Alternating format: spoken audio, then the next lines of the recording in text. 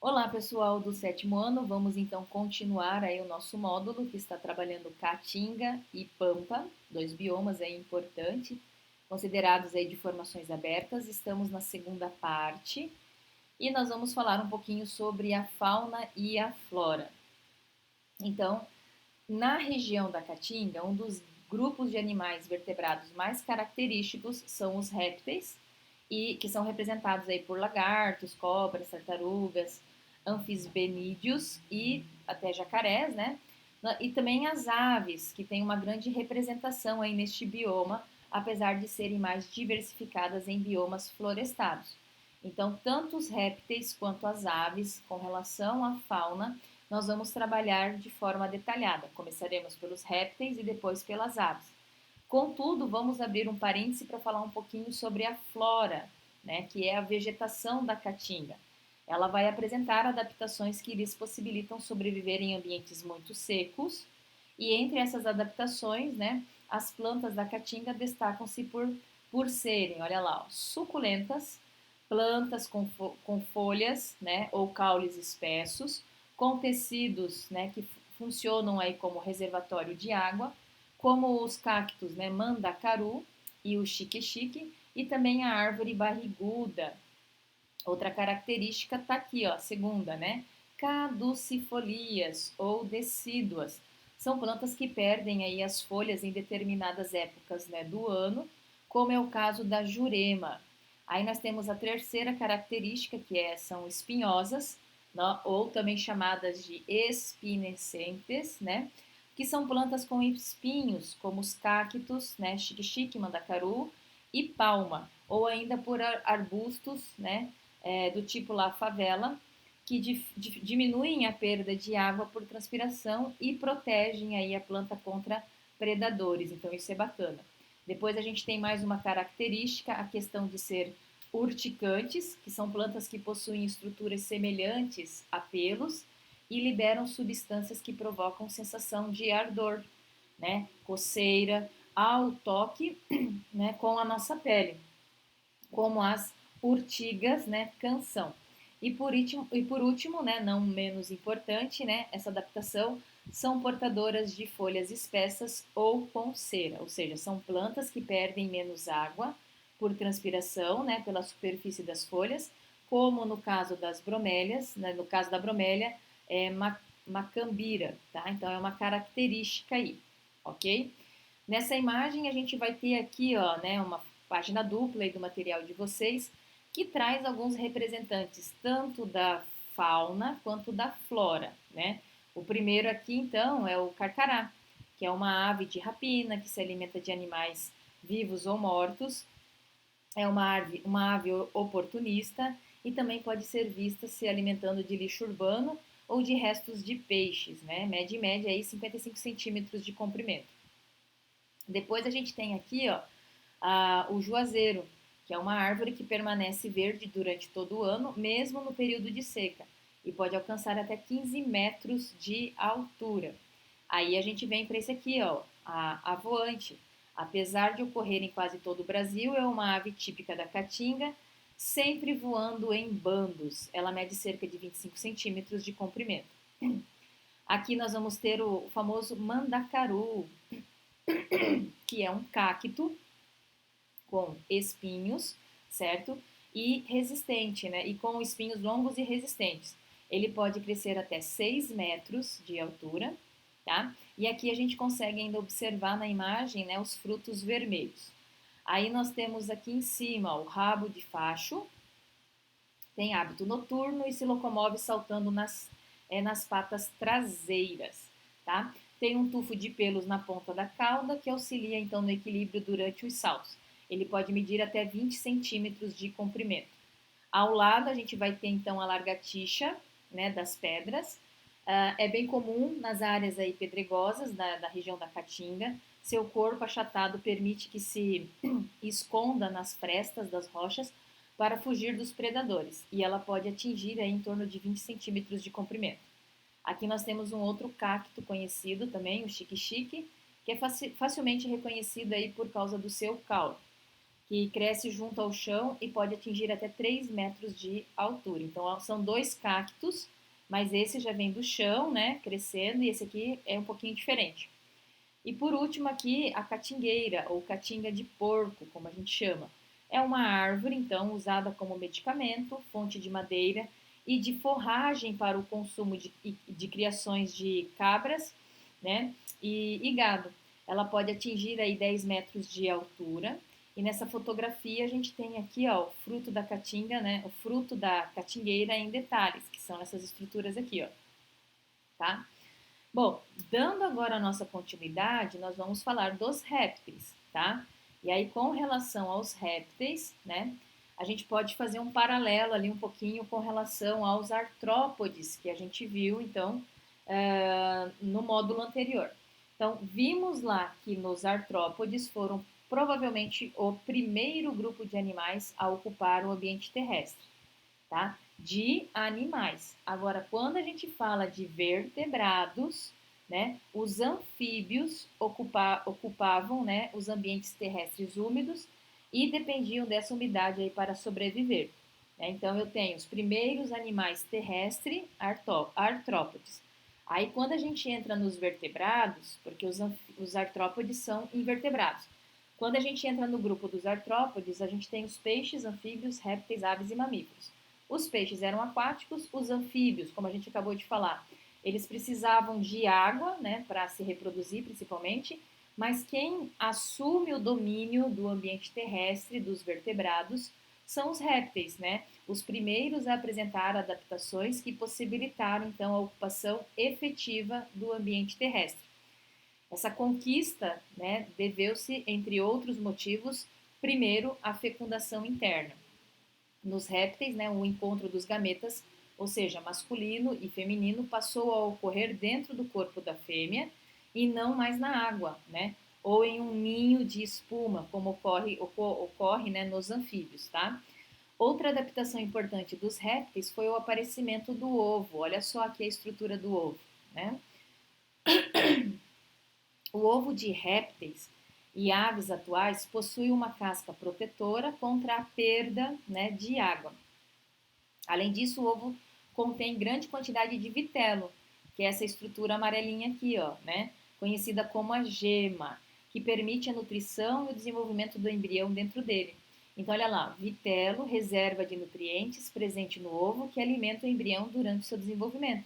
Então, dentro do ovo, o animalzinho, ele já não tem aonde retirar alimento, ele tem que comer aquilo que está ali dentro. Então, a quantidade necessária e suficiente para ele se desenvolver até ele sair do ovo se encontra aqui, ó, na região, né, que é o vitelo. Além disso, então, olha lá. Essa imagem é uma representação esquemática do ovo terrestre e de suas estruturas anexas, que possibilita o desenvolvimento do embrião. Entre as estruturas anexas está uma bolsa que armazena as substâncias tóxicas, que é essa aqui, certo? Durante o desenvolvimento e auxilia nas trocas gasosas. Então, olha lá, entra oxigênio, sai gás carbônico. Aqui nós temos a região, né, onde tem a comida para o embrião se alimentar e desenvolver. Nós temos aqui, ó, o que a gente chama de clara, né, que também é uma proteína, e, né, uma região, é uma câmara de ar, tá? E, ó, lembrando que ao redor do embrião nós vamos ter o quê, né? Uma bolsa com líquido. Então já começa aqui esses anexos que a gente vai ver, né? Esses anexos que a gente chama embrionário vão se tornando mais complexos quando a gente chegar lá nos mamíferos, tudo bem? Então esse é um ovinho típico dos répteis, né? Então isso é importante. E aí, dando continuidade, olha lá. Nós temos na imagem a representação do ciclo de um anfíbio e o ciclo, né, de um réptil, tá? Diferentemente dos anfíbios, os répteis não possuem a fase larval. O que seria a fase larval? Seria aqui, ó, o girino, né? Os anfíbios, nós vamos ter os ovos, daí saem os girinos, que começam uma metamorfose, ou seja, a transformação, até se tornar um sapinho adulto, né? No caso dos répteis, a gente não tem essa fase larval. Do ovo já sai aí, ó, um indivíduo praticamente, né, muito parecido com um adulto. Então ele não sofre metamorfose, tá? Então olha lá. E além disso, né, ou seja, então, diferentemente dos anfíbios, os répteis não possuem a fase larval, ou seja, do ovo nasce um jovem muito parecido com um adulto e com respiração pulmonar. Deste modo, pode se reproduzir e se desenvolver em ambientes secos, o que é uma evolução fundamental, né? A pele impermeável dos répteis, recoberta por escamas, foi outra adaptação importante para a sobrevivência desses animais no ambiente terrestre. Eles não precisam mais de umidade, a pele já é mais seca, né? Eles apresentam uma pele bem espessa, ou seja, grossa, que além de evitar a perda de água pela superfície do corpo, age como um escudo protetor. E aí, se a gente lembrar do jacaré, né, a pele dos jacarés e das tartarugas ilustra bem essa adaptação. Olha lá, vamos falar então da diversidade dos répteis, né? Os répteis atuais podem ser divididos em três grupos principais, ok? Nós temos o grupo, né, das tartarugas, particularmente eu gosto de falar dos quelônios, né? Porque quando a gente fala tartaruga, a gente fala, né, da tartaruga que é a marinha. Ou seja, porque quelônio é aquele animal que tem o casco. E aí, dependendo do ambiente, ele pode ser de água salgada, água doce e ambiente terrestre. Então, a tartaruga é a tartaruga marinha que a gente conhece. Aí nós temos aqui ó, os cágados, que gostam da água doce e ambiente terrestre, e o jabuti, que daí já é exclusivamente mais terrestre, né? Além, então, desses representantes que estão aqui, nós temos os lagartos e as serpentes, e dos jacarés e crocodilos, né? Então, neste caso, estes três representantes caracterizam-se pela presença, né, do casco, tá? Os lagartos, né, possuem várias formas, tamanhos e cores. Alguns rastejam, outros nadam, alguns planam e até correm sobre a água, como o basilisco da Amazônia, né? Ele é tão levinho que ele consegue, né, passar aí correndo por cima da lâmina d'água. Aqui nós temos uma iguana, uma espécie, né, muito comum em certas regiões norte do Brasil. Nós temos a lagartixa de parede, que a gente encontra nas nossas casas também, né? É comum aí. Elas se alimentam aí de pequenos insetos. Nós temos aqui, ó, o único lagarto venenoso, que vive em desertos da América do Norte. E aí nós temos aqui o famoso camaleão, que são lagartos que além de possuírem olhos que podem se mover em diferentes direções, o que é uma coisa meio bizarra, né? Ao mesmo tempo mudam de cor de acordo com o ambiente onde estão. Isso é bacana, né? Isso é uma camuflagem aí deles. E aí nós temos atualmente os maiores répteis que são os crocodilos, tá? Que aqui, ó, crocodilos e os jacarés. Aqui no Brasil a gente não tem crocodilo, a gente tem jacaré, tá? Ó, o jacaré caimã, que pode medir até 2 metros a 3 metros de comprimento, tá? Diferente desse aqui, que pode chegar a 6 metros de comprimento, né? Ou seja, o dobro, né? E aí nós temos, no caso, as serpentes, também conhecidas por cobras ou ofídeos, né? Daí o termo ofidismo, né? Relativo ao estudo destes répteis. Podem despertar medo entre as pessoas porque algumas delas possuem a capacidade de inocular o veneno, o que pode ser mortal para os seres humanos. Mas a gente tem que lembrar que, no entanto, conhecendo-as melhor, né, a gente pode aprender a admirar seu modo de vida, sua locomoção elegante e seu papel na teia alimentar. Lembrando que todos os animais têm importância na teia alimentar, né? Aqui nada mais é do que as relações ecológicas aí entre o predador e suas presas. E dessa forma vão manter sob controle, né, o número de indivíduos da população de muitos animais. Aqui no caso a gente tem os ratinhos, ó, né? A cobra se alimenta de ratos. As serpentes surgiram aí de ancestrais que tinham pernas parecidas, parentes dos lagartos atuais, que viviam na época dos dinossauros, ou seja, lá no período Jurássico. Então acredita-se que as serpentes evoluíram de um grupo de lagartos que foram perdendo, né, com vários anos de passagem aí, as patas, né? Entre as importantes adaptações desses animais estão o quê? A perda, então, das pernas, a aquisição de um corpo alongado e a mobilidade de sua mandíbula. Olha só isso aqui, ó, né, a diferença. Uma serpente pode ingerir presas maiores que sua boca e às vezes bem mais pesadas do que ela. Olha lá, uma serpente pode engolir animais maiores do que sua boca. Na imagem a gente tem aqui então uma espécie ingerindo aí um lagarto. Essa espécie pode medir até 1,20 m de comprimento. E aí outra característica aí, ó, essa boca maior é possível porque os ossos da boca desses animais e de outras partes da cabeça são unidas por ligamentos bastante flexíveis.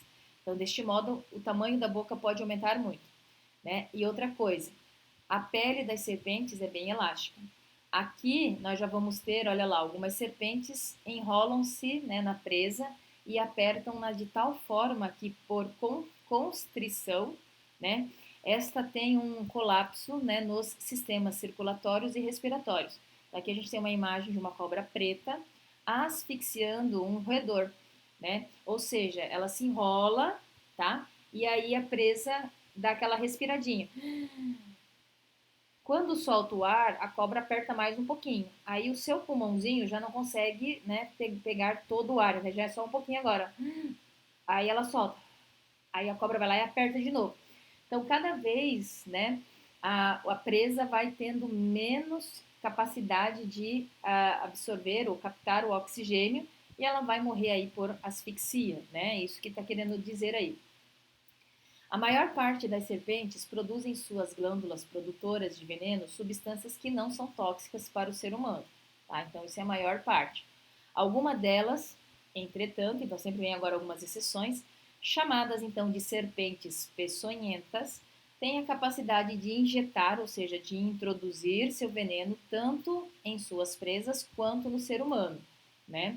As serpentes peçonhentas brasileiras possuem a cabeça triangular, e entre as narinas e os olhos há uma abertura chamada, né, fosseta loreal, que auxilia a serpente, né, a localizar sua presa por mínimas variações de temperatura. Olha que bacana esse recurso, né, desse predador. Deste grupo fazem parte cascavéis, jararacas e surucucus. Então nós temos uma cascavel, uma jararaca e a surucucu. Agora eu falo por mim, né? Se eu estiver no mato e eu ver um bicho rastejando, eu não vou querer me aproximar para ver se a cabeça é triangular, né? Para ver se tem a fosseta loreal. Eu vou querer a distância. Do mesmo jeito que se eu ver uma cobra com essa coloração, eu não quero saber se ela é uma coral verdadeira ou uma coral falsa, né? Uma exceção aqui, ó, é a coral verdadeira, que não apresenta a cabeça triangular nem a fosseta loreal, apesar de ser peçonhenta. Então, essa serpente é assim chamada por possuir cores vivas, formando anéis no corpo. É o que a gente chama de cores de advertência. E as cores geralmente são vermelhas, né, são pretas e brancas. Existem também as chamadas falsas corais, que não são venenosas para o ser humano, mas têm aparência muito semelhante à da coral verdadeira. Novamente, se eu encontrar uma serpente, né, uma cobra com essas cores, eu não vou querer ficar analisando se ela é a verdadeira ou se ela é a falsa para poder me aproximar. Longe de mim. E aí, então, agora, né, dando continuidade, nós temos isso aqui, ó. A chamada cobras de duas cabeças. Recebe esse nome por apresentar uma cauda que se assemelha muito a uma cabeça, que ao ser levantada acaba afugentando predadores. Este réptil quase não enxerga e tem o hábito de se enterrar para caçar minhocas, insetos e larvas. Algumas espécies podem passar de 60 centímetros de comprimento. Então, é um bicho que pode chegar a 1 metro, a 60 centímetros, desculpa, de comprimento, mas não é uma cobra, e sim um réptil da família aí dos anfisbenídeos, diferente do grupo das serpentes, mas que também perdeu as pernas durante o processo evolutivo. Tudo bem? Então, mais uma exceçãozinha aí de diferença para vocês. E por fim, a gente tem que comentar um pouquinho sobre acidentes ofídicos, né? Em caso de um acidente pela picada de alguma serpente, deve seguir os procedimentos abaixo, que são esses aqui, ó, sugeridos pelo Instituto Butantan de São Paulo. E qual que seria? Lave o local da picada apenas com água ou com água e sabão. O paciente deve ser tranquilizado e, de preferência, deve permanecer com o local, né, afetado voltado para cima. Se possível, deve-se levar a serpente para identificação.